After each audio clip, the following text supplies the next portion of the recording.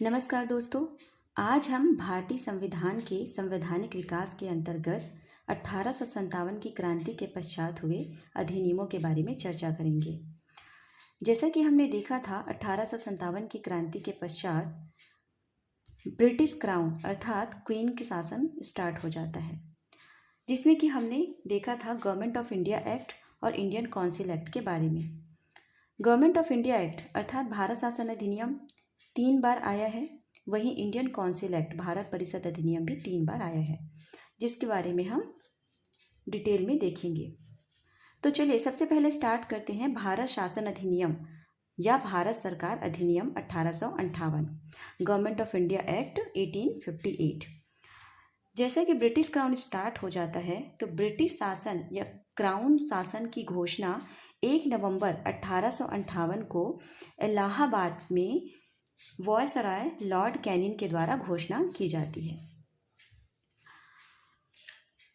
दोस्तों, हमने जैसे पहले देखा था, नियंत्रक बोर्ड अर्थात बोर्ड ऑफ कंट्रोलर और निदेशक बोर्ड अर्थात बोर्ड ऑफ डायरेक्टर की नियुक्ति पहले की गई थी। इसको अब समाप्त कर दिया गया। वहीं भारत के गवर्नर जनरल, जो भारत के गवर्नर जनरल थे, उनका नाम चेंज कर वायसराय कर दिया गया। अब यहाँ से जितने भी गवर्नर जनरल है वो वायसराय कहलाएंगे। भारत को रेगुलेट करने के लिए एक नया पद भी लाया गया, जिसे राज्य सचिव या भारत सचिव कहा गया।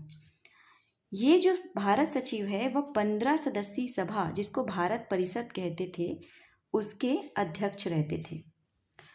15 सदस्यीय सभा में जो 8 सदस्य हैं वो क्राउन के द्वारा नियुक्त किया जाता था, वहीं 7 सदस्य कंपनी के द्वारा नियुक्त किया जाता था। अब बात करते हैं भारत परिषद अधिनियम इंडियन काउंसिल एक्ट 1861 की। तो इसके अंतर्गत इसे संवैधानिक विकास का सूत्रपात भी कहा जाता है।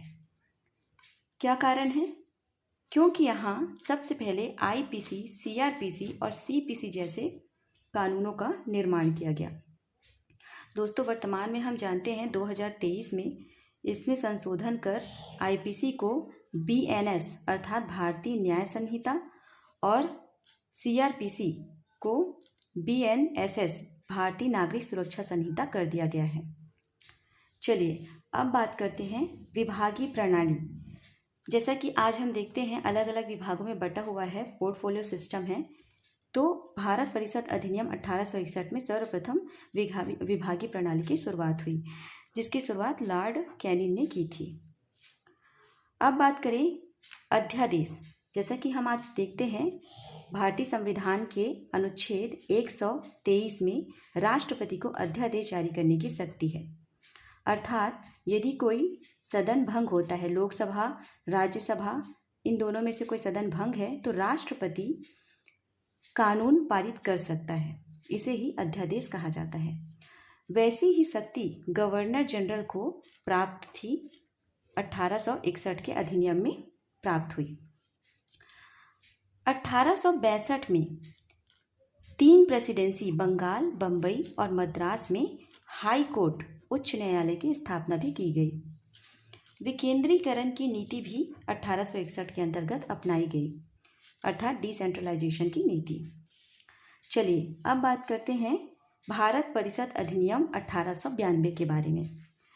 तो इसके अंतर्गत सर्वप्रथम चुनाव प्रारंभ हुआ, लेकिन अप्रत्यक्ष चुनाव था ये। भारतीय परिषद अधिनियम 1909 की बात करें तो भारतीय परिषद अधिनियम 1909 को मॉर्ले मिंटो रिफॉर्म अर्थात मॉर्ले मिंटो सुधार के नाम से भी जाना जाता है। इसके अंतर्गत जो मॉर्ले हैं वो भारत सचिव थे तथा मिंटो वायसराय थे।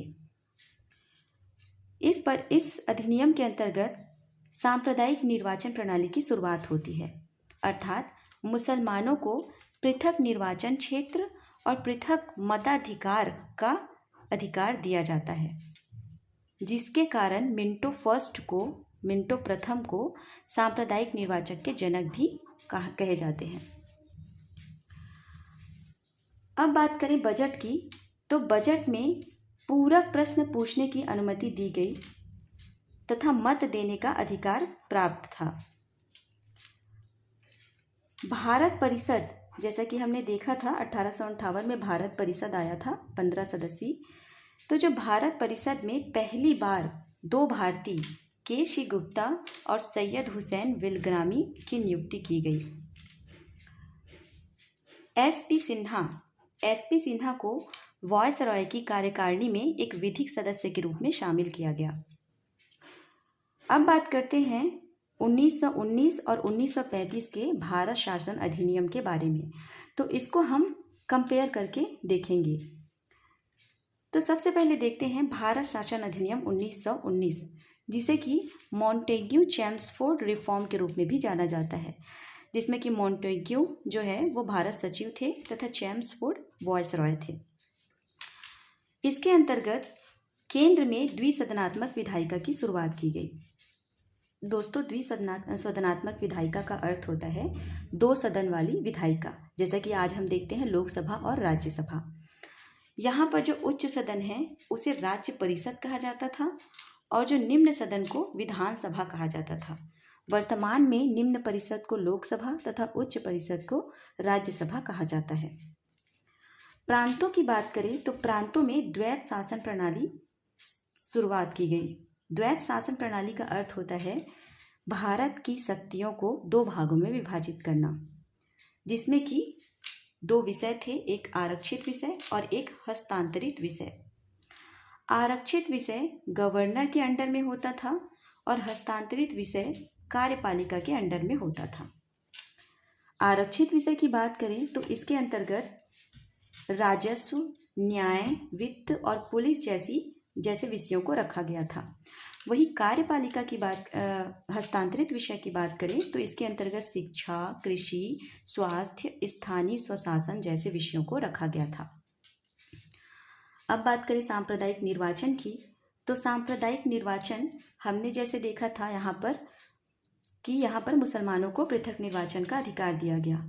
इसमें सांप्रदायिक निर्वाचन का विस्तार कर सिख, भारतीय ईसाई, आंग्ल भारतीय और यूरोपियों को भी सांप्रदायिक निर्वाचन के अंतर्गत शामिल किया गया। अब बात करें केंद्रीय लोक सेवा आयोग की, तो ली आयोग की सिफारिश पर केंद्रीय लोक सेवा आयोग की स्थापना की गई। चलिए अब बात करते हैं भारत शासन अधिनियम 1935 में। तो जैसा कि हमने देखा था केंद्र में यहाँ पर द्विसदनात्मक विधायिका स्टार्ट हुई थी। यहाँ पर प्रांत में द्विसदनात्मक व्यवस्था प्रारंभ होता है। हालांकि ये सभी प्रांत में प्रारंभ नहीं हुआ था, केवल 11 प्रांतों में प्रारंभ हुआ था। और बात करें यहाँ पर जैसा हमने देखा था 1919 के अधिनियम में द्वैत शासन प्रणाली प्रांतों में स्टार्ट हुआ था, जिसको कि यहाँ पर 1935 के अधिनियम में इसे समाप्त कर दिया गया और केंद्रों में द्वैत शासन प्रणाली लागू कर दी गई। अर्थात अब केंद्रों में केंद्र की शक्तियों को 2 भागों में विभाजित किया गया, जिसे कहते हैं आरक्षित और हस्तांतरित विषय। इंग्लैंड में हमने देखा था भारत परिषद 15 सदस्यीय भारत परिषद की स्थापना की गई थी, जिसे कि अब समाप्त कर दिया गया। दोस्तों, यहाँ से संघीय न्यायालय की शुरुआत होती है। 1937 में संघीय न्यायालय बना, जिसके पहले चीफ जस्टिस थे मॉरिस ग्वेयर। अगर हम संघीय न्यायालय की बात करें तो वर्तमान का जो सुप्रीम कोर्ट है वो संघीय न्यायालय कहलाएगा। चलिए अब बात करते हैं रिजर्व बैंक। जैसा कि हम जानते हैं आरबीआई, तो आरबीआई की स्थापना भी 1935 में हुई थी। सांप्रदायिक प्रतिनिधित्व 1919 में जो सांप्रदायिक प्रतिनिधित्व को विस्तार किया गया था, इसका और विस्तार कर इसे दलित, महिला और मजदूरों के लिए भी लागू किया गया। अखिल भारतीय संघ और लोक सेवा आयोग की स्थापना भी 1935 के अधिनियम से की गई। दोस्तों, 1935 का अधिनियम बहुत ही इम्पोर्टेंट अधिनियम है, क्योंकि इसी अधिनियम के थ्रू हमारे संविधान के वर्तमान के 250 आर्टिकल हैं वो डायरेक्ट 1935 के अधिनियम से लिए गए हैं। आगे का जो अधिनियम है उसको हम अगले क्लास में देखेंगे। Thank you.